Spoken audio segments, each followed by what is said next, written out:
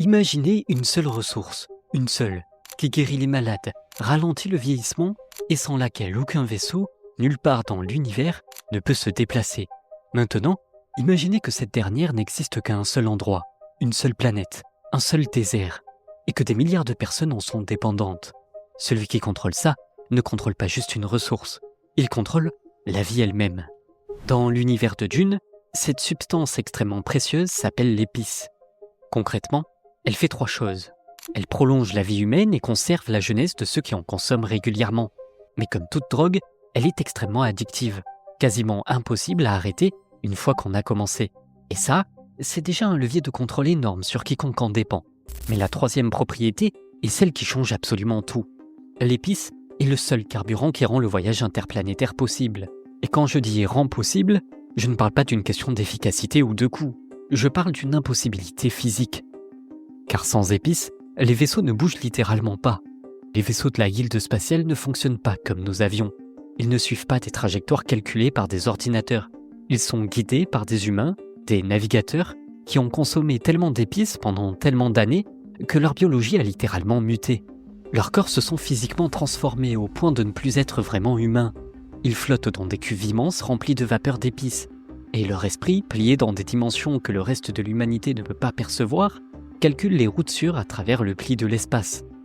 Ok, je vous ai peut-être perdu, parce que c'est un concept assez complexe à comprendre. Et c'est pour cela que je le détaillerai dans une prochaine vidéo. Mais revenons-en aux navigateurs, car couper l'épice, c'est couper leur survie. Et couper leur survie, c'est arrêter tous les vaisseaux, en même temps, partout dans l'univers. Et là, en quelques semaines, les échanges commerciaux s'effondrent. Les armées restent bloquées sur leur propre planète, les planètes agricoles, celles qui nourrissent les autres, ne peuvent plus recevoir et exporter leurs livraisons alimentaires. En quelques jours à peine, des milliards de personnes meurent. C'est ça, la réalité de l'épice. Ce n'est pas une richesse, mais plutôt une arme de destruction massive.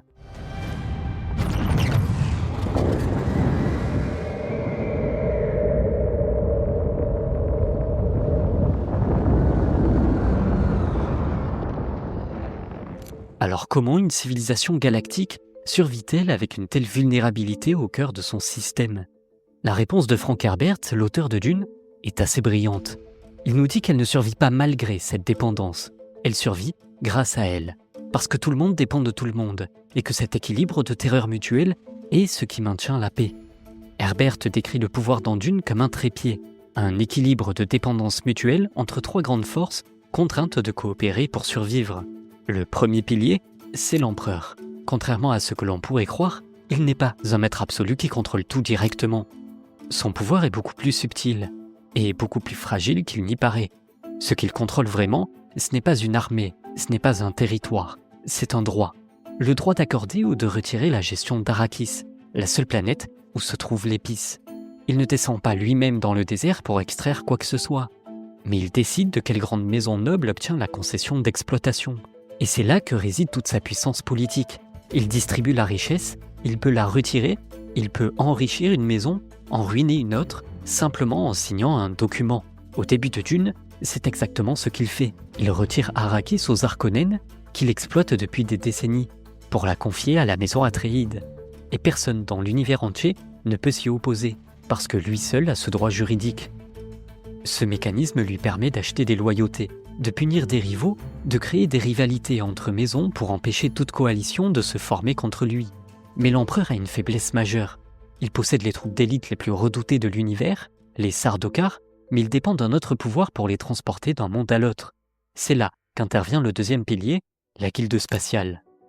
La guilde est peut-être la force la plus étrange et la plus puissante de tout l'univers de Dune. Elle ne gouverne pas, elle ne revendique aucun territoire, elle se dit politiquement neutre et cette neutralité, c'est sa véritable force politique. Les règles de la guilde sont simples. Aucun combat n'est toléré à bord des vaisseaux. Aucune armée ne peut traverser l'espace sans son accord. Elle est l'infrastructure même de l'Empire.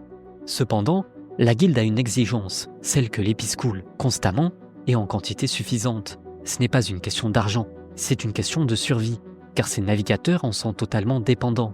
Les en priver, c'est les condamner à mort. La guilde n'est donc pas un allié de l'empereur, c'est un partenaire forcé. Un partenaire qui n'a pas besoin de menacer, parce que sa simple existence suffit. Si l'épice disparaît, tout s'effondre. Pour terminer, Le troisième et dernier pilier sont la Chaume et le Landsraad. La Chaume, c'est la gigantesque société commerciale qui centralise tous les échanges de l'Imperium. Mais la Chaume est aussi et surtout le bras financier du Landsraad, l'assemblée qui regroupe toutes les grandes maisons nobles. Toutes les transactions significatives entre les planètes passent par elle. Avoir des actions de la Chaume, c'est avoir accès aux flux de richesses de toute une galaxie. Et c'est là que se joue la vraie guerre secrète. L'empereur détient une part massive de la Chaume, suffisamment pour peser sur l'économie entière, mais pas assez pour se passer des grandes maisons. Le Landsraad, si ses membres s'unissent, peut le stopper. Alors l'empereur distribue des sièges au conseil d'administration, accorde des contrats d'exploitation sur Arrakis, crée des jalousies entre maisons rivales pour les empêcher de s'allier, tout simplement, il divise pour mieux régner.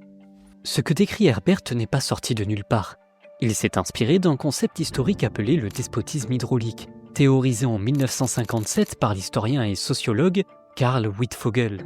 L'idée est que dans certaines grandes civilisations antiques telles que l'Égypte pharaonique ou la Chine des premières dynasties, le pouvoir absolu n'appartenait pas à celui qui avait les armées les plus nombreuses.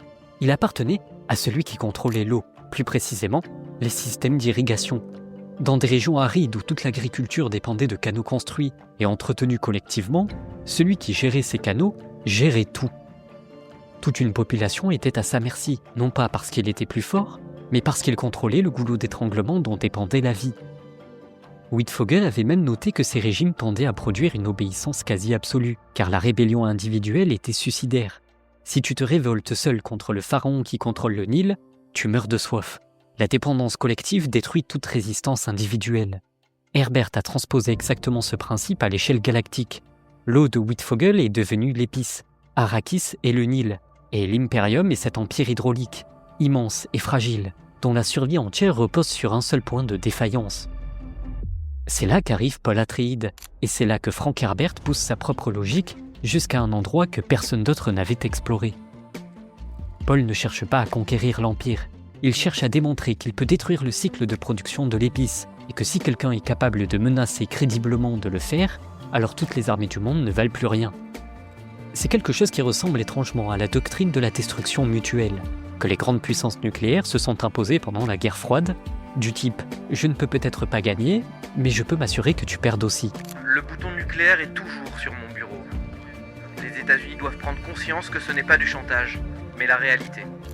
Ce que Paul brandit, ce n'est pas une armée, c'est une bombe à retardement plantée au cœur de l'économie galactique. Sa rébellion n'est pas militaire, elle est économique. L'inspiration de Herbert avec le pétrole est évidente, et il ne l'a jamais cachée. Mais elle va beaucoup plus loin qu'une simple métaphore. That is not a significant figure until you start looking at the depletion, until you start looking at what happens when you're halfway there, what happens to the price of the remaining fossil fuel.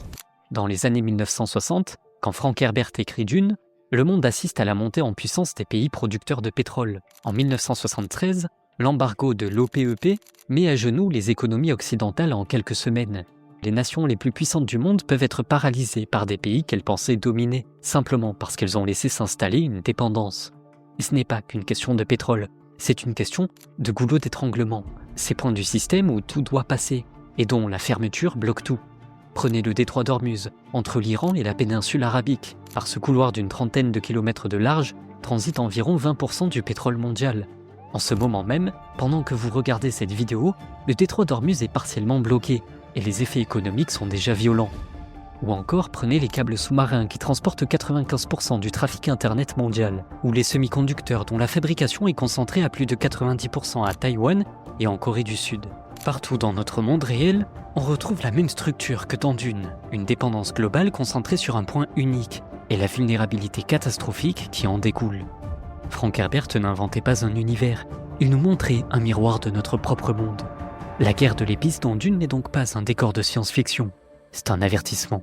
Herbert nous dit qu'une civilisation qui repose sur une ressource unique et irremplaçable ne mérite pas d'être appelée libre. Elle est par définition sous la domination de quiconque contrôle cette ressource, même si ce quelqu'un n'a pas d'armée, pas de territoire, aucun titre officiel. Peu importe, car le pouvoir réel n'est pas là où les couronnes brillent, il est là où les portes s'ouvrent et se ferment. Et ce système ne s'effondre pas sous l'effet de la vertu ou de la révolte morale. Il s'effondre quand quelqu'un, Paul Atreides, un embargo pétrolier ou encore une pandémie, démontre que la dépendance peut être retournée contre ceux qui pensaient en profiter. La vraie leçon de Dune, c'est peut-être que la sécurité d'une civilisation ne se mesure pas à la taille de ses armées. Elle se mesure à sa capacité à ne jamais avoir besoin de supplier personne pour survivre. Merci de m'avoir écouté. N'hésitez pas à laisser un petit like, à vous abonner et à commenter. Ça aide énormément la chaîne. Pour les plus passionnés d'entre vous, vous pouvez aussi rejoindre mon serveur Discord. Le lien est en description. Merci à vous et à très bientôt.